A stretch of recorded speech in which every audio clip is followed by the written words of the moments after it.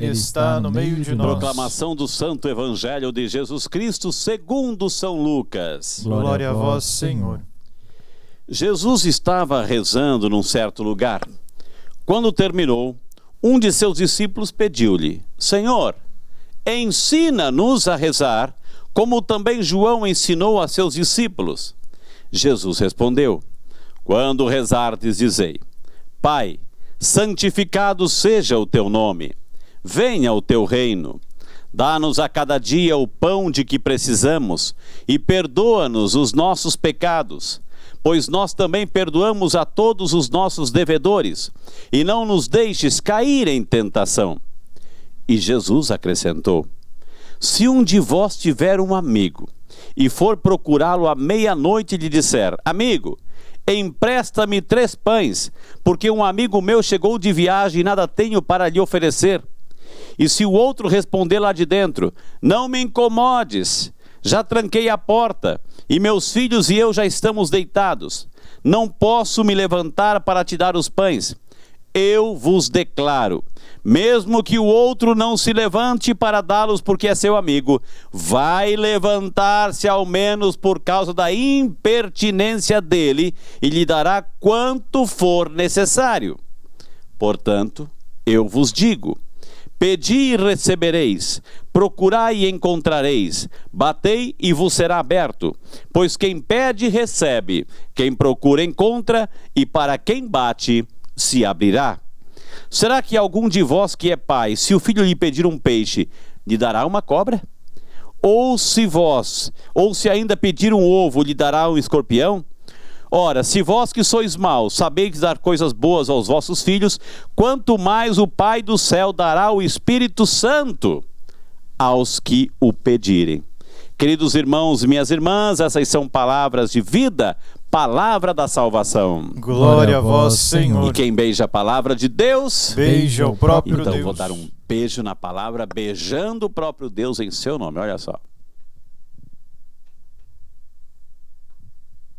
Podemos sentar aí em nossas casas, sem perder aquele ambiente, aquela ambiência espiritual que nos facilita esse encontro com Deus, para que o Espírito Santo haja em cada um de nós, abrindo nossa mente, nossa inteligência, para melhor compreendermos aquilo que nesse 17º domingo do tempo comum, a igreja, a liturgia nos propõe. Amém? Meu amado, minha amada, o tema geral de hoje é o poder da oração como intercessão. Talvez tenha que ficar bem claro para cada um de nós, assim, que quando nós rezamos, a oração ela nos transforma. A oração nos transforma. Por isso a necessidade de termos uma vida de oração, porque a oração nos transforma. E a oração também, a oração de intercessão, a gente pede pelos outros e a gente colabora com o projeto de Deus no plano divino da salvação. Quando a gente faz a nossa oração de intercessão pedindo pelos outros, a gente está colaborando com Deus no projeto da salvação. Vamos pegar alguns exemplos. A primeira leitura de hoje. A história é conhecidíssima, o diálogo de Abraão com Deus. O contexto a gente sabe, mas vale a pena aqui, gente, recordar para guardar na memória, no coração. A gente sabe que Abraão foi chamado lá de Ur, na Mesopotâmia. Deus o chamou e Deus prometeu uma descendência numerosa, terras, enfim. De fato, Abraão saiu de Ur e foi se instalar naquela região de Canaã. E veio com toda a sua família, com seus parentes, e um deles foi um sobrinho Ló. Quando chegaram lá, aí tinham muitos rebanhos e a pastagem era escassa. E aí os empregados de Ló e os empregados de Abraão estavam se desentendendo, estavam se entrando em conflito. E o que fez Abraão com a sua sabedoria? Chamou o seu sobrinho e falou assim: Ló, é o seguinte, ó, os nossos empregados estão se brigando entre si, as pastagens são escassas, enfim, não tem pastagem suficiente para os nossos rebanhos. Vamos fazer o seguinte, Ló, você vai para um lado, se você for para cá, eu vou para o outro lado, se você for para cá, eu vou para esse lado. E aí, Ló escolheu morar naquelas cidades de Sodoma e Gomorra. Foi para aquela região, aquela direção de Sodoma e Gomorra. Talvez fosse uma cidade mais importante, enfim, e ficou mais iludido com aquelas cidades. Ló foi para lá. Abrão foi para Canaã, foi para o outro lado. Passou-se um tempo. E aí Deus, olha só que maravilha, viu? Há um salmo na Bíblia que diz assim, que Deus é íntimo daqueles que dele se aproximam.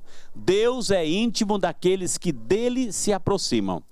E aí Deus resolveu conversar com Abrão, o seu amigo Abrão, para falar dessa realidade, né?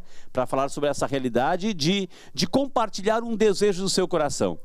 E qual era o desejo do coração de Deus? Que Deus haveria já de condenar aquela cidade, Sodoma e Gomorra, destruir Sodoma e Gomorra, porque o pecado era tanto que estava clamando aos céus. Tanto pecado, tanta maldade, tanta morte, tanta imoralidade, que Deus resolveu destruir Sodoma e Gomorra. E resolveu compartilhar isso com Abraão.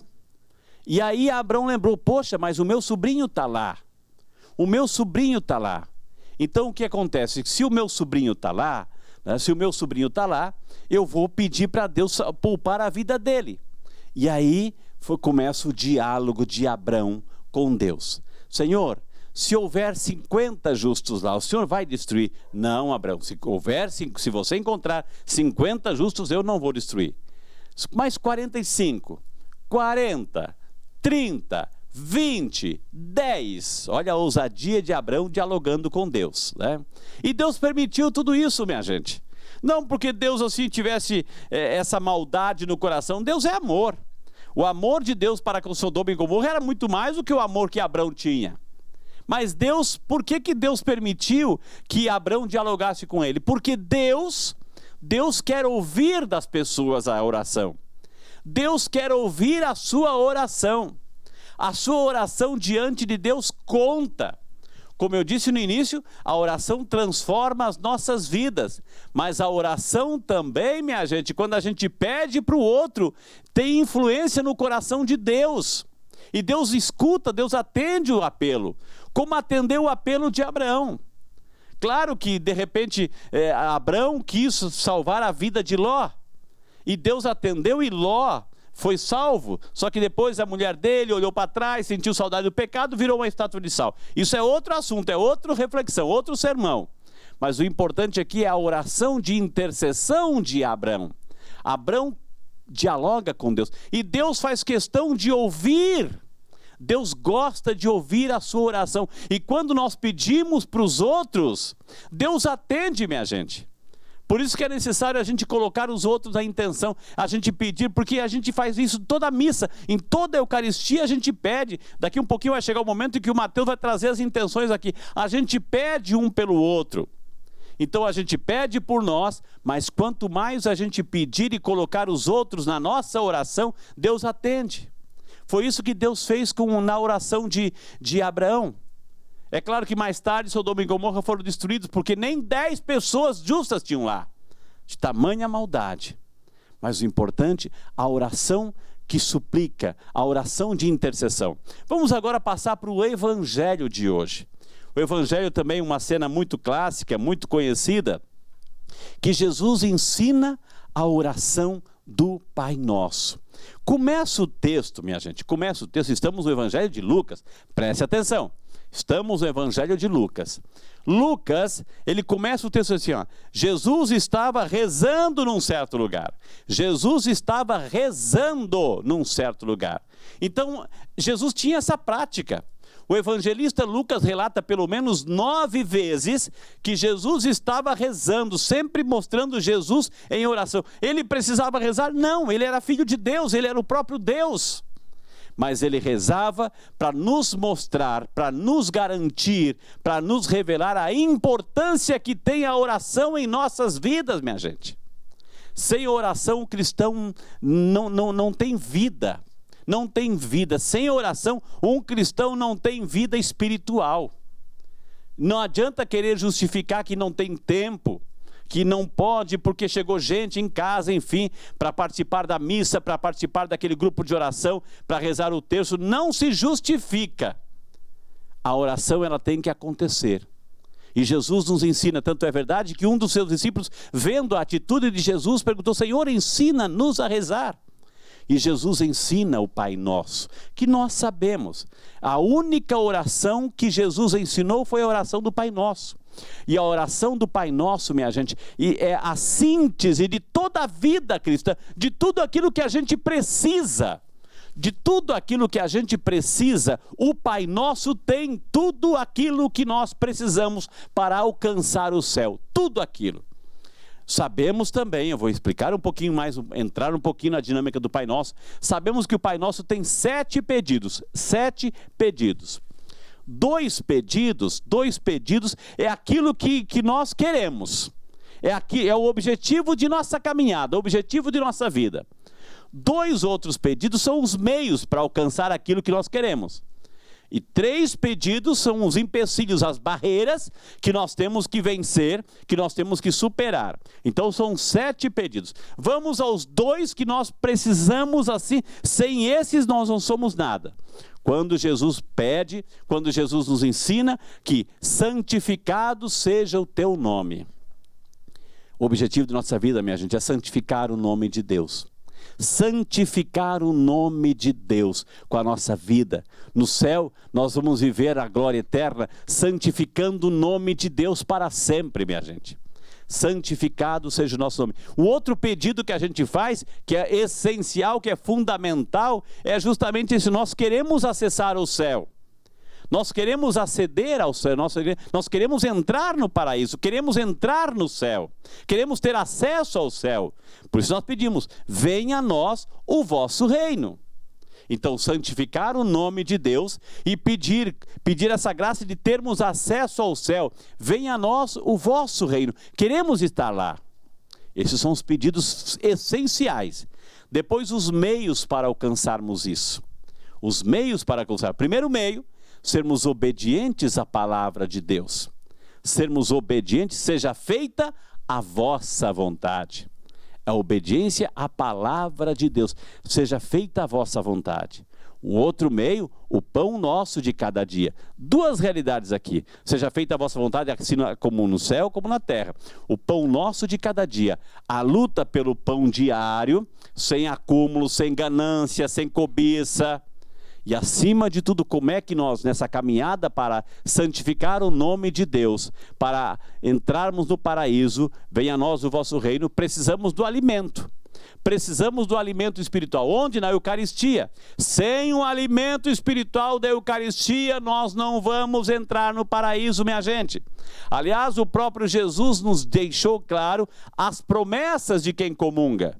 Quem come a minha carne e bebe meu sangue, possui a vida eterna, permanece em mim e eu permaneço nele, e eu ressuscitarei no último dia. São as promessas da Santa Eucaristia.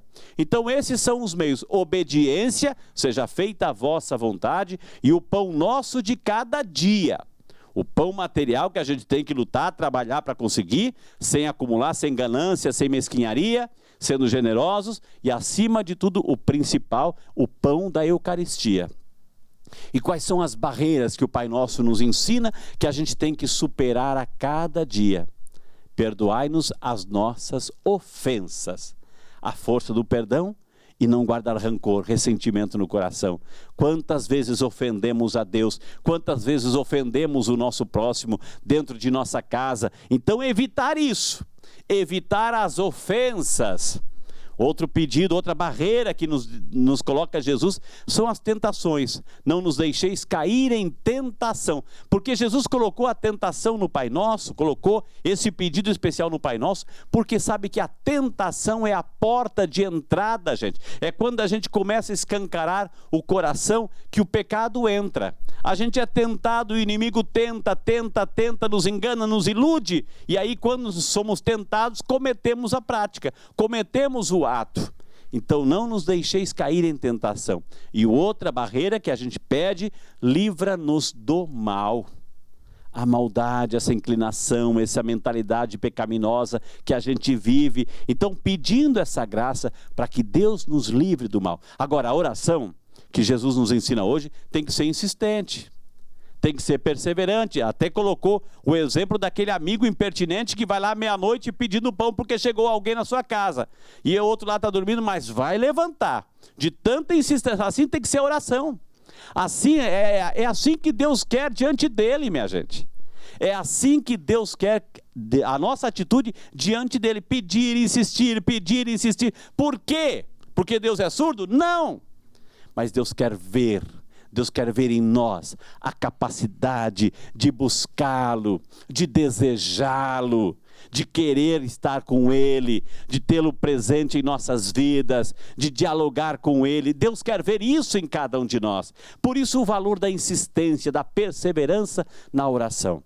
Lembre-se, sem oração não existe cristão. Sem oração não existe uma caminhada espiritual. Não se justifica, minha gente, não se justifica. Depois de 2000 anos de história, não se justifica que um cristão não reze, não encontre espaço, momento, porque a oração, minha gente, com isso eu concluo, a oração, ela necessita exclusividade. Aliás, deixa eu dizer para você, eu estou preparando aqui, vai sair pela nossa plataforma, um curso de oração, uma série de orações. Uma série onde a gente vai ajudar você a conversar com Deus. Porque a oração precisa de exclusividade. Ter vida de oração é muito mais do que a gente imagina. É muito mais repetir coisas. Ter vida de oração é sentir a presença de Deus. É dedicar o tempo de fechar a porta e conversar com Deus. E a oração, ela ganha força diante de Deus quando nós fazemos de nossa oração a oração de intercessão. Então peça por sua necessidade, claro que sim, mas coloque a necessidade do outro. Peça pelo outro, insista para que Deus faça um milagre na vida desta pessoa que você tanto ama, dessa pessoa que está precisando de oração. Porque quanto mais você pede para o outro, mais Deus faz para você. É a oração de Abrão, que não pensou nele, mas pensou no sobrinho, pensou na cidade. Porque quando Deus resolve castigar, não é só a pessoa, é a cidade inteira. Então quando a gente pede pelo outro, Deus nos livra de todos os males. Amém?